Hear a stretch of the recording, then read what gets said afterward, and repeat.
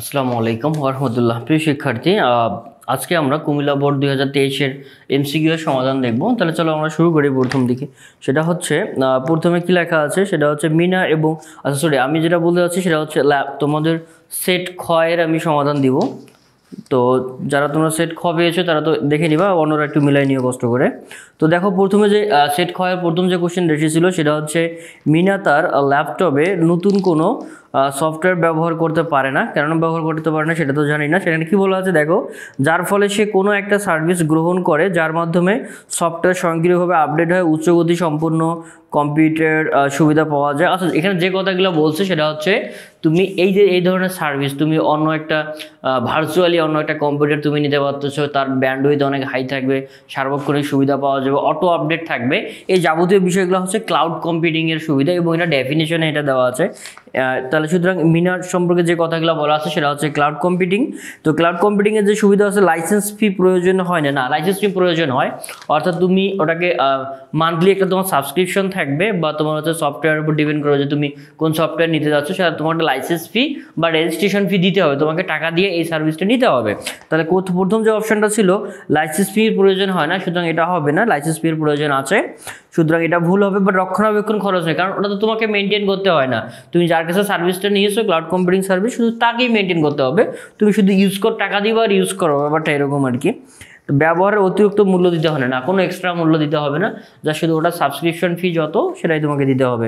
তাহলে অপশন হচ্ছে 2 আর 3, অর্থাৎ ক্লাউড কম্পিউটিংয়ের ক্ষেত্রে রক্ষণাবেক্ষণ খরচ নেই, আর এটা হচ্ছে ব্যবহারের অতিরিক্ত মূল্য দিতে হয় না। আচ্ছা, পরে যেটা রয়েছে একটা কোশ্চেন, শিক্ষক করিমকে জিজ্ঞাসা করলো তোমার ক্লাস রোল কত, তখন করিম একটু পাকনামো করছে বা করিম পাকনামো করে ক্লাস রোল বলে দিয়েছে কত, 3D। আচ্ছা, 3D হচ্ছে তার ক্লাস রোল। এখন উদ্দীপকে সংখ্যাটির সমকক্ষ দশমিক মান কত। আচ্ছা, তোমরা ডির মান কত এটা জানো, আমি তারপরে বলে দিচ্ছি। দেখো এ হচ্ছে কত 10, তাহলে বি হচ্ছে 11, তাহলে সি হচ্ছে কত 12 এবং ডি হচ্ছে কত 13, তাই না? তাহলে যেহেতু আমরা হেক্সাডেসিমাল থেকে কোথায় যাবো, ডেসিমালে যাবো, তাহলে কত দ্বারা গুণ করবো, 16 দ্বারা গুণ করবো। তাহলে হচ্ছে 3 × 16 প্লাস হচ্ছে ডি × 16, তাই না? আচ্ছা, তাহলে এখানে আচ্ছা ডির পরিবর্তে আমি ডাইরেক্ট মান বসাই দিই। ডির মান হচ্ছে কত 13। আচ্ছা, এটা হবে কত 0 আর হচ্ছে কত 1। 3 16 হচ্ছে কত 3 6 18 48, তারপর প্লাস হচ্ছে কত, দেখো এখানে 0 আছে, তার মানে কোনো সংখ্যার উপর শূন্য ব্যতীত কোনো সংখ্যার উপর পাওয়ার যদি শূন্য থাকে সেটা 1 হয়ে যাবে। তাহলে 16, তাহলে এখানে 16টা 1 হয়ে যাবে। তাহলে 1 দিয়ে 13কে গুণ করলে হচ্ছে 13, তাহলে হচ্ছে 8 আর 3 হচ্ছে কত 11, 1 হাতে 1, 4টা কত হয়ে যাবে 5। এটা ডেসিমালে চলে আসছে, তার মানে অ্যান্সার হবে কত, আসলে করিমের রোল ছিল 61, করিম পাকনামো করে বলছে কত 3D, তার মানে অ্যান্সার হবে 61।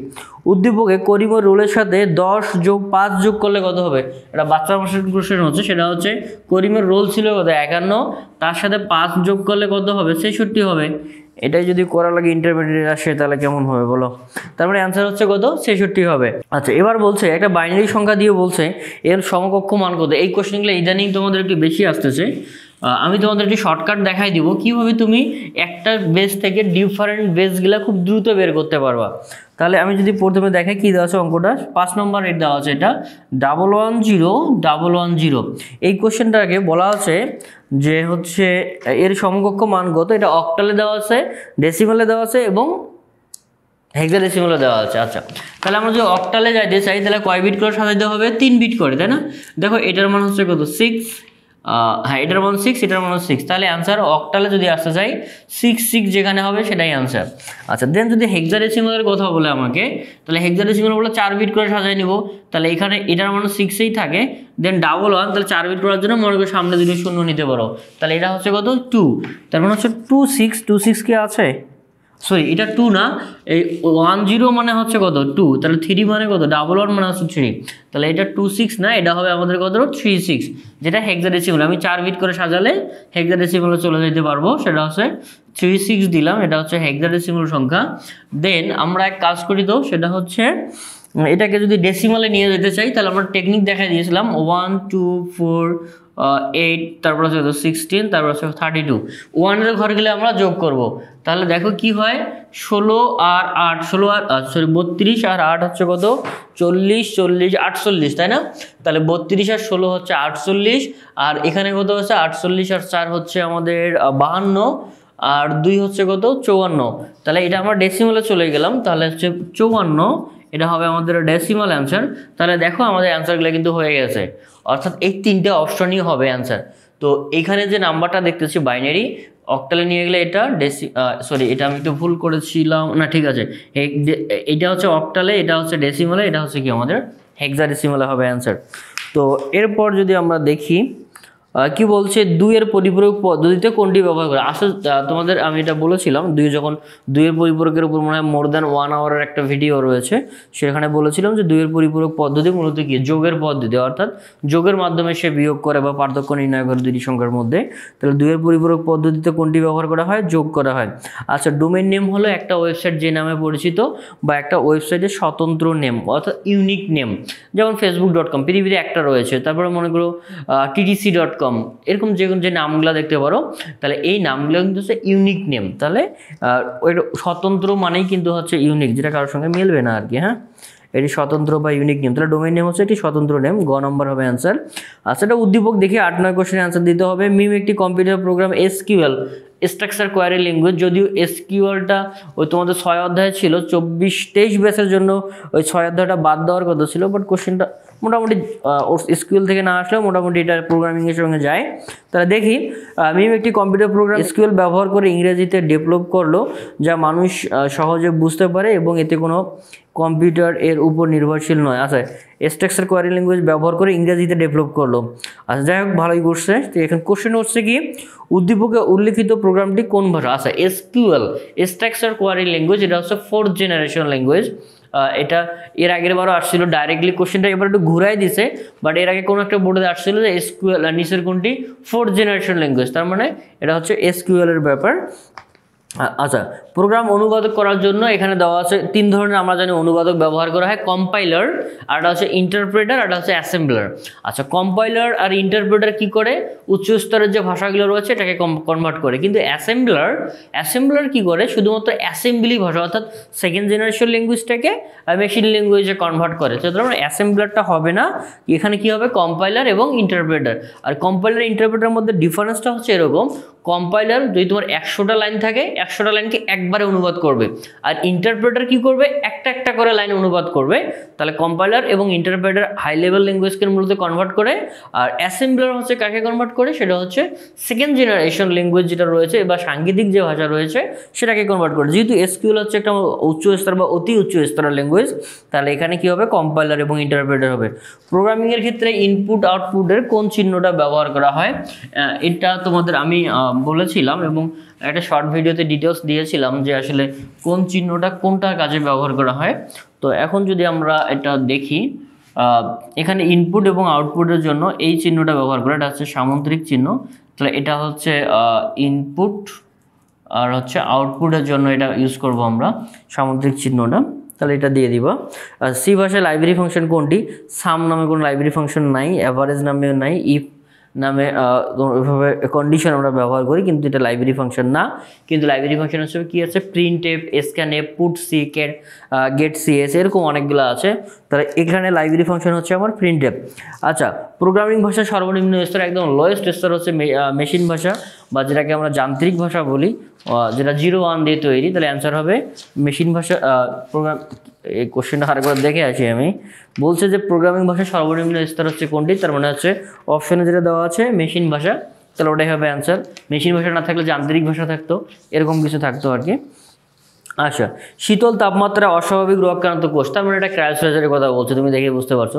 অত্যাধিক ঠান্ডা তাপমাত্রায় যেমন হতে পারে, সেটা কত -41 ডিগ্রি সেলসিয়াস থেকে শুরু করে তোমার কত আছে -196 ডিগ্রি সেলসিয়াস। এত ঠান্ডা তাপমাত্রা ব্যবহার করে তোমাদের শরীরের যে রোগাক্রান্ত কোষ বা টিস্যুগুলো আছে সেটাকে ধ্বংস করা হয়, এটার নাম হচ্ছে ক্রায়োসার্জারি। আচ্ছা, এটা উদ্দীপক বলছে, উদ্দীপক দিয়ে 14-15 নম্বর সলভ করতে বলছে।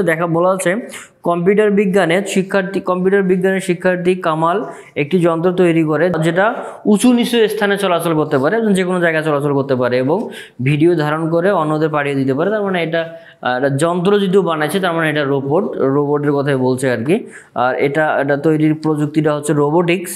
আচ্ছা, যন্ত্রটা কোন কোন কাজে লাগবে? রোবট মেলা কাজ করতে পারে, তার মধ্যে রয়েছে শিক্ষাক্ষেত্রে, চিকিৎসা ক্ষেত্রে, শিল্প কারখানায়, বাসা বাড়ির কাজের ক্ষেত্রে, কাজের বুয়াও বানাইতে পারবা রোবটরে। সুতরাং এটা নিয়ে কোনো সমস্যা না, কারণ সব কিছুই করতে পারবে ওই রোবটটা আর কি। ওই রোবট না, রোবটগুলো দিয়ে করা যায় আর কি।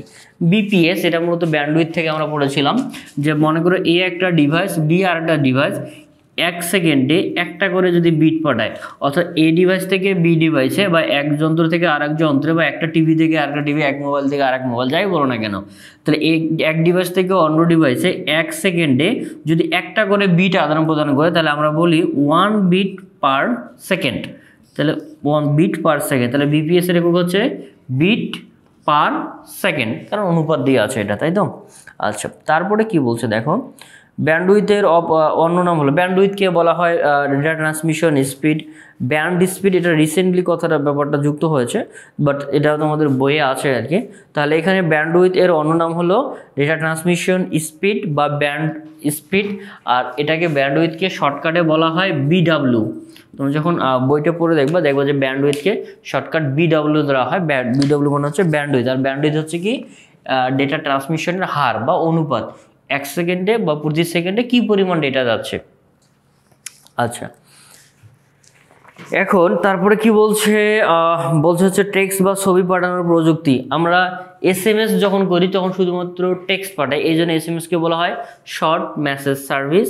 আর MMS হচ্ছে মাল্টিমিডিয়া মেসেজ সার্ভিস। মাল্টিমিডিয়া বলতে আমরা টেক্সট উইথ ইমেজ পাঠাইতে পারি, এটা হচ্ছে MMS, তাই না? আচ্ছা, শিক্ষা প্রতিষ্ঠানের ল্যানের ক্ষেত্রে সাধারণত কোন ধরনের কেবল ব্যবহার করে? শিক্ষা প্রতিষ্ঠান বা ব্যবসা প্রতিষ্ঠানের ক্ষেত্রে আমরা মোটামুটি সাধারণত কী ব্যবহার করি? 2 স্টেট পেয়ার কেবলটাই ইউজ করে থাকি। আচ্ছা, লজিক গেট, মৌলিক গেট 3টা, তোমরা জানো অ্যান্ড অর নট, সুতরাং এটা নতুন করে বলার কিছু নাই। আচ্ছা, এরপর পরের কোশ্চেনটা একটু ইন্টারেস্টিং, পরেরটা বলতে তারপরেরটার কথা বলছি। আচ্ছা, এখন যে চিত্রটা দেওয়া আছে, আমি জানি না কেন এই চিত্রটা বারবার আসে, এর আগে অন্যটা বোর্ডে আসছিল, তার কয়েক বছর আগে 2টা বোর্ডে একই টাইপের কোশ্চেনটা এসেছিল। এটাতে কি বিশেষত্ব আই ডোন্ট নো। তাহলে এখানে কি দেওয়া আছে, এর আউটপুট কত হবে? এখানে এ দেওয়া আছে, এখানে বি, এখানে এ দিলে এ প্রাইম, এখানে বি যাবে, এই দুইটা গুণ হয়ে যাবে, তাই না? তাহলে হচ্ছে এ প্রাইম বি, এটাই হচ্ছে, এটা তো না পড়ার কিছু না কারো। আচ্ছা, এখন পরে যে সমীকরণটা, যেটার কথা বললাম যে এটা একটু ইন্টারেস্টিং, 22 নম্বর যে সমীকরণটা এসেছে সেটা হচ্ছে দেওয়া আছে এ প্লাস বি প্রাইম, আচ্ছা, ইন্টু এ প্রাইম প্লাস বি, তাই না? এইটা দেওয়া আছে, দিয়ে বলছে এই সমীকরণটা সরল করা হলে যে সূত্র ব্যবহার করতে হবে, বা যে আউটপুটটা আমরা দেখি তো কী সূত্র ব্যবহার করি। প্রথমত এখানে একটা সূত্র ব্যবহার করতে হবে, ডি মর্গানের সূত্র, এ বি প্রাইম। এই পুরোটাকে আমি এ ধরবো, এই পুরোটাকে আমি বি ধরবো। এ বি প্রাইম হলে কি লেখা যায়? এ প্রাইম প্লাস বি প্রাইম। তাহলে আমরা ইউজ করি, তাহলে এ প্রাইম বলতে আমরা কোনটাকে বোঝাচ্ছি? এটাকে। তাহলে আমরা কি লিখবো? এই এ প্রাইম প্লাস হচ্ছে এ বি প্রাইম।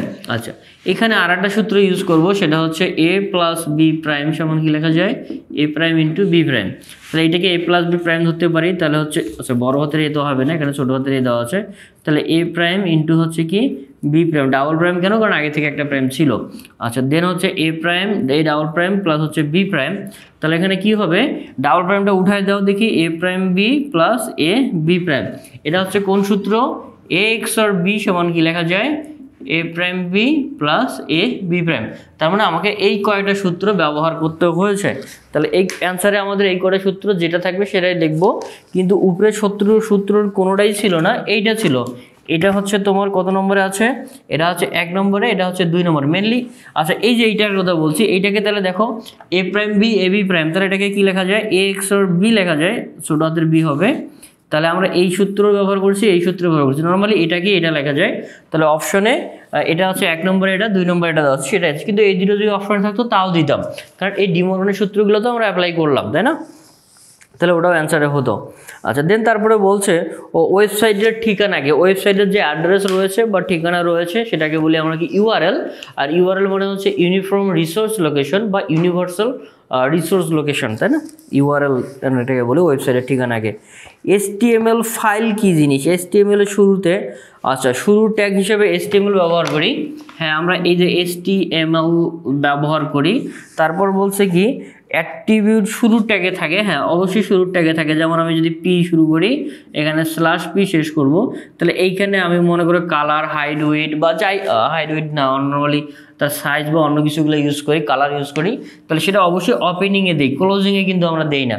তাহলে এটাও সঠিক, এটাও সঠিক। তারপরে কি বলছে, আর একটা কথা বলছে প্রতিজোড়া শুরু ও শেষ ট্যাগে থাকে না, এটা হবে না, কারণ এমটি ট্যাগও আমাদের ব্যবহার করি আমরা।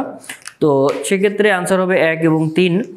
আচ্ছা, তারপরে কি বলছে, দীপু তার ওয়েবসাইটে লেখার সাথে ছবি যুক্ত করে। আচ্ছা, ছবি যুক্ত করার ট্যাগ হচ্ছে কি ইমেজ ট্যাগ, এটা নতুন করে দেখার কিছু নাই। তাহলে এই হচ্ছে তোমার কুমিল্লা বোর্ড। এবং আমার যতগুলো কোশ্চেন দেখেছি, কুমিল্লা বোর্ডের কোশ্চেনটা আমার কাছে একটু ইজি মনে হয়েছে। অন্যান্য বোর্ডের 2-4টা করে কোশ্চেন বা 2টা-1টা করে কোশ্চেন একটু নতুন টার্ম নিয়ে আসছে, বাট এই কোশ্চেনগুলো আমার কাছে মোটামুটি কমনই মনে হলো। তো যাই হোক, আমি এরপরে আরও অন্যান্য কোশ্চেনগুলো দিব। তো এই কোশ্চেনগুলো একটু প্র্যাকটিস করো যারা নতুন পরবর্তী ব্যাচ পরীক্ষা দিবা, কারণ এখান থেকে কোশ্চেন পাওয়া 2-4টা কোশ্চেন পাবা, বা এই রিলেভেন্ট আমি যে ব্যাখ্যাগুলো দিলাম, ব্যাখ্যা থেকে কোশ্চেন পেতে পারো। তো দেখা হবে তোমাদের সঙ্গে পরবর্তী আরেক ভিডিওতে। ভালো থাকো, সুস্থ থাকো। আসসালামু আলাইকুম ওয়া রাহমাতুল্লাহ।